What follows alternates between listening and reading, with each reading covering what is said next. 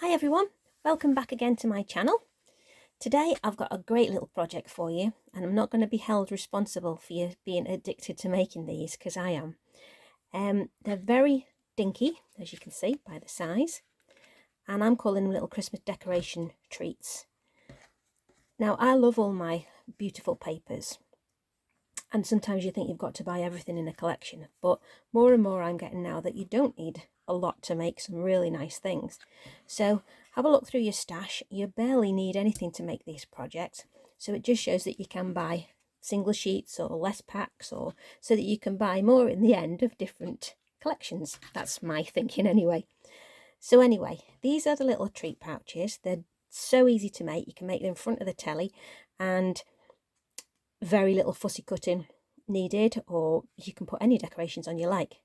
So they hang just like so, and this part here, the whole thing slides off. Let me get that so that you can just see. So that all slides off, and then you've got this little treat pouch which opens up and your chocolates are inside. Now, to show you the chocolates so that you can get an idea, I'm not really sure whether you have these in the US or other countries, but in the UK we have the Terry's chocolate orange. It comes out every Christmas. They're about £1 to buy.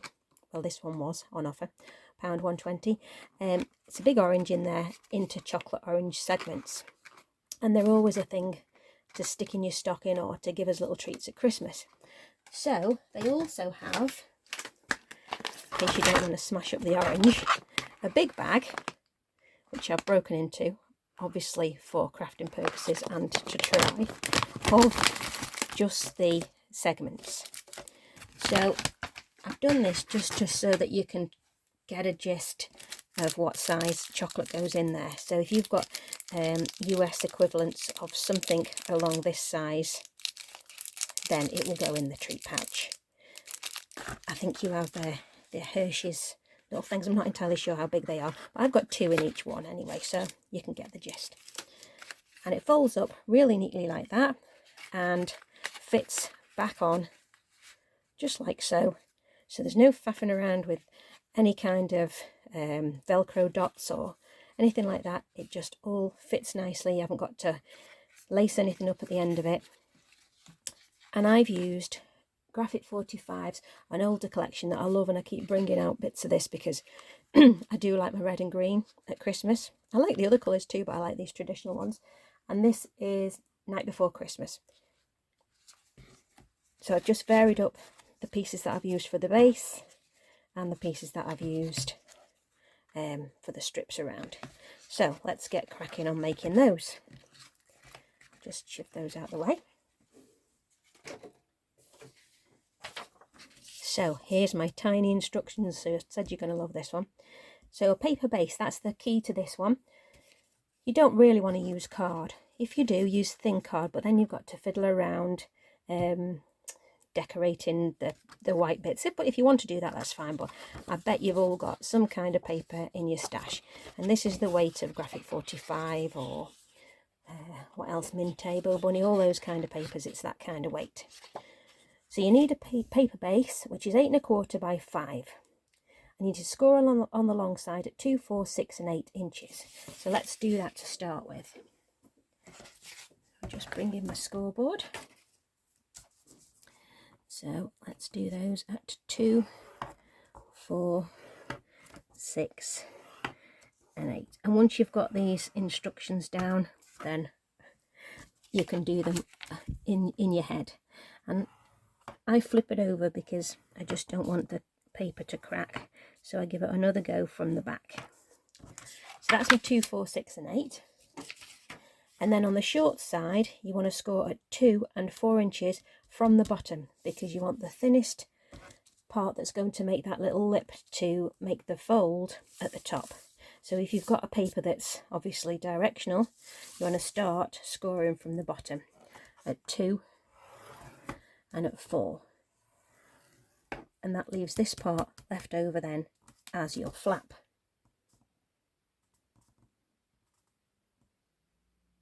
Just checking that. Yes, that's right. Okay, so I'm going to flick that over and do it that way. Okay, so that's what you're left with. Now, it's going to be a bit hard to see on there, I know, but let's just try. So if I just bend these slightly so that you can see the score lines.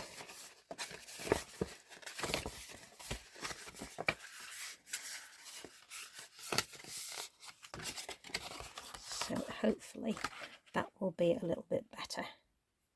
Okay, so to start with, on this side edge, you need to cut out the top rectangle and the bottom rectangle. So let me get on and do that. So it's up to that first score line there. So I want to cut that one out, and I'm just going to angle them when I cut, and I'm going to cut this top one as well. Let's just wiggle that one out, just like that.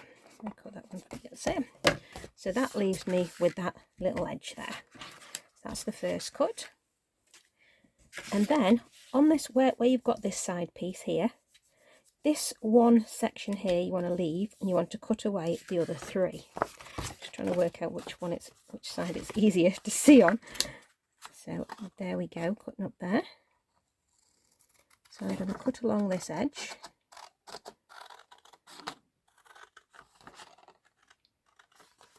Till we get to there. And then I'm going to angle cut very, very slightly, hardly at all actually on this one, but just a little bit down till I reach there. Let's just tidy that bit up there. Only slightly, like so. So that's what you're left with now. So you've got a little tab on this edge, and you've got a tab at the top there. So all I'm going to do now with this top, I'm going to match that side for the angle, and that one. Very slight, and then I'm just going to round the corners. Now you could get a corner rounder here if you wanted to, but to be honest, if you sat in front of the telly and you haven't got one, then I'm not going to bother. So there we go, that's our corners rounded. Then we move to this bottom section, and all we want to do is cut up to this score line. So I'm going to cut each one. So there's our first one. Up to the score line.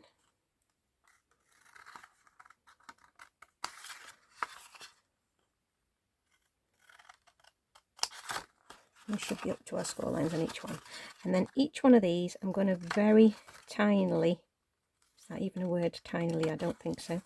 A very tiny smidgen, I'm going to trim away each piece,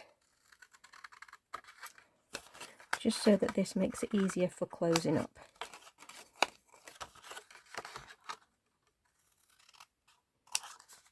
And that one, no. And then we're on the last one here, and there we go. So you've got all your pieces cut out, and that is what you're left with. Now at this point, because you've scored on both sides, you can decide which of the papers you want to use, which side. And I am going to use the red side because I do like that red side. So start by scoring all your papers, or bending all your papers, so that they become easy to fold. And there you go. So you can use glue on this, but I'm just going to use tape. So on this very first, the tab section, I'm going to pop some tape on there. And I'm going to start by getting that off, and let's get that round, and folding that over nice and neatly, like so. So that gives us our boxy shape. Now the last piece that you want to fold in is this front part, so stick that one up, and you want to get your sides in first. So take one of your side pieces, and I'm just going to pop 2 pieces of, this morning wants to be super sticky, tape on.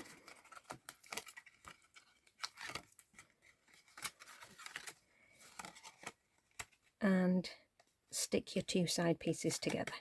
So there we go, that's your two side pieces.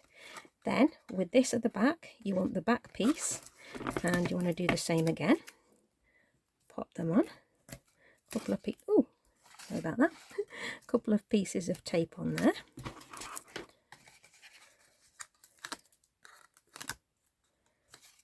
Fold that one in,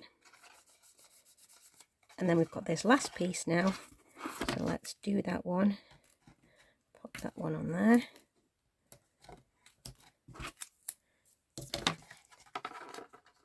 And you can see how sitting down and just making a few of these is nice and easy and quite therapeutic. And then you're left with a box with this little tab at the back. So now all you need to do, there's no scoring anything involved here. You hold it in your hand, push that middle part in, bring the back forwards, and you end up with your little triangle shape. So let's squash that down, and you can see how it starts to form. You can give it a little crease with your fingers, keeping that front tab down, and you have got your perfect little shape. Okay, so with these little things, you know, when sometimes you get paper which has got a lot of text on like this one has, and you think, oh, can't use that on everything. It actually does work, because you're going to break this up. You've got the hints at the words there and a very neat blitz on the front there, but you're going to break this up with another piece of coloured paper, so it's all going to work well together. So use whatever you've got. So there's your first piece of the box. Now you could do this conveyor belt style and make a load of these, or you can make one at a time. For the wrap, you need a piece which is 1 inch by 7. So use a contrasting colour, hold your box together, and with your starting point at the front of the box, start to fold your paper round, but don't fold it too tight. So you want it to come around, and you want it to have a little bit of a movability to it, because one, it's got to have the ribbon going through it, and it's also got to slide on and off. So once you're happy with it, the reason why we're doing it at the front is it's going to get covered up, so you're going to show no seams. So I then pop 2 little bits of this thin tape on.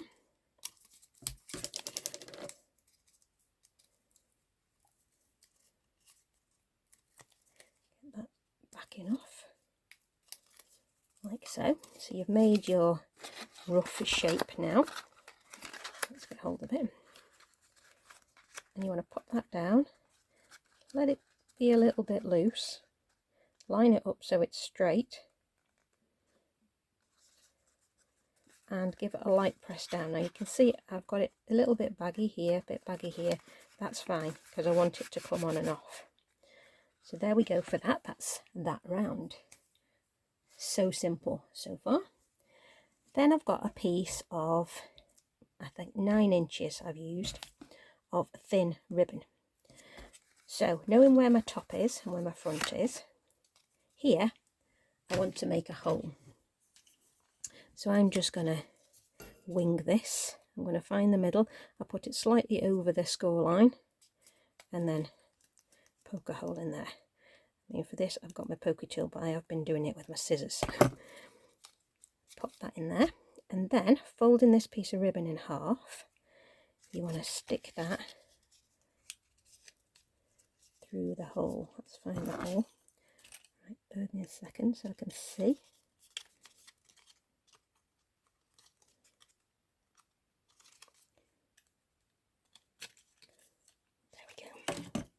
Okay, and just as it's coming through, pop a knot in the bottom.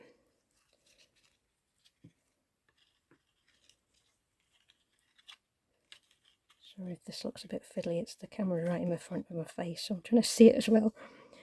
Right, get your knot in there and trim that knot off the legs of the knot like that. And there we go, there is your little tie. So with this seam at the front, and let's get our chocolates in. My intention is to hang these around the bottom of the tree, and my favourite flavours are Toffee Crunch and Exploding Candy. So the thought on this is, once Christmas is nearly over and we take down the tree, these will still be left. That's the plan. Do you reckon that's going to happen? So they fit in, got a little bit there, and this secures that by popping that nice and neatly. And you'll get a gist once you've made a couple of these for how loose to leave this little wrap, because underneath there goes your knot of your hanger. So you've got that now. Then I've cut a little scallopy circle. This was a punch. The punch is 1.5 inches. You might have a few die cuts, but punching was easy for me. And I'm going to cover that over my little seam.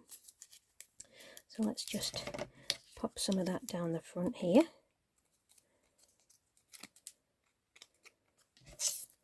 And remembering on this that it is just on the wrap that you're going to be sticking anything. So don't get all handy and gluing everything down too much, or you won't be able to ever get in those chocolates, which that's a disaster. So there we go, that's our front. And this is again working like the doilies and things that I've shown on other projects. This little bit of white or plain colour breaks up busy backgrounds and makes everything stand out. You don't need much of it to show, but it does help to really showcase the stuff you're putting on rather than it all merged together. So again, tiny pieces from the paper. Holly, I've got, and a sentiment from one of the border strips. So this is where I'm going to add these on a little bit of foam tape. I'm afraid I've got these dinky ones again, so let's just try and get these off as quick as we can. You don't want these to be too high either, because it's a tiny box, so it only needs a little bit of height to look really good. And you want to keep your gluing to just on that white patch. See, that also makes it a little bit wide and gives you a bit more scope. So I'm just going to put those down lightly, and then I'm going to trim away at my holly to get this in the right spot. I think I'll have it over here. So I've got my ribbon coming on. And it also gives you, if you've not stuck it down too much, it gives you a bit of scope to move it slightly. There we go. So I'm going to stick that, but this bit I'm going to stick with some glue, I think. Just pop a little bit of glue on there.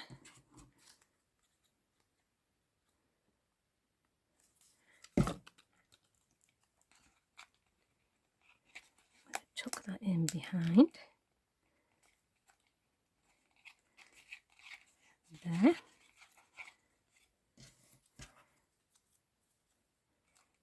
I'm going to stick that one in as well, I think, just to cover that little bit of white up. Pop that one on. There we go. And I'm going to stick another couple of pieces just off this bit here, trimming round, so even less than what I prepared for, requiring very little. I'll pop that at the bottom. A little bit of glue on there. I'm going to tuck that one up and under there.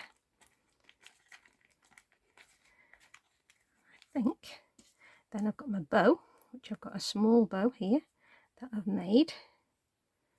Make him even smaller because I've not got much room there.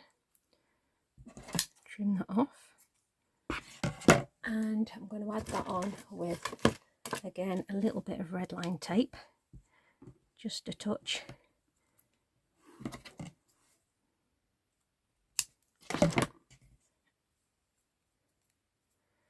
I'm going to attempt to get that off here, which is easier said than done. we go. And I'm going to pop that just where my join of my ribbon is there. I'm going to add in, because I'm not as keen on that big white space there, I'm going to add this tiny little bit of holly, another little bit on there, and I'm going to stick that just here. That's better. So there we go. And of course, because it's Christmas, you want to add a little bit of, I thought that would prop on there, but it's not going to, a little bit of glitter on there. So I'm going to pop some, oops, I forgot I bought some new glitter glue. I'm not used to it being so juicy. There we go, that'll do. A little bit on there, I think. Just spread that up. And there you go. There is your little Christmas treat pouch,